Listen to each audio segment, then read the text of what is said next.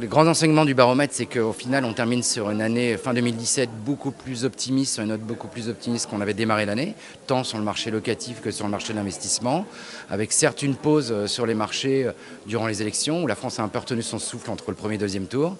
Mais depuis lors, un marché locatif qui est bien reparti, avec des grandes demandes placées sur le secteur des grandes surfaces, et un marché de l'investissement qui est somme toute dynamique, même s'il n'atteindra pas forcément les 24 ou 25 milliards d'euros en fin d'année, dû essentiellement au décalage de deals qui vont se reporter sur le premier trimestre. Mais donc, globalement, une année plutôt positive, dynamique et enrichissante pour tous.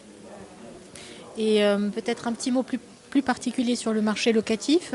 Donc sur les bureaux, on sent l'optimisme revenir un petit peu puisque le taux de vacances des investisseurs institutionnels baisserait légèrement donc à fin 2017 et en 2018, avec notamment sur les bureaux par EQCA une diminution des mesures d'accompagnement, mesurée, mais une diminution.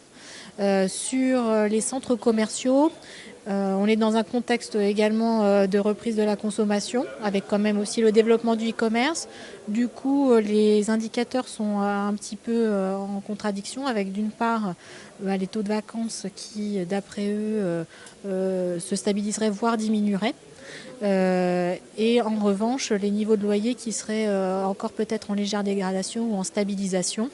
L'idée étant que les loyers proposés par les propriétaires reposent plutôt sur des chiffres d'affaires. Et le but est aussi d'encourager les flux dans les centres commerciaux.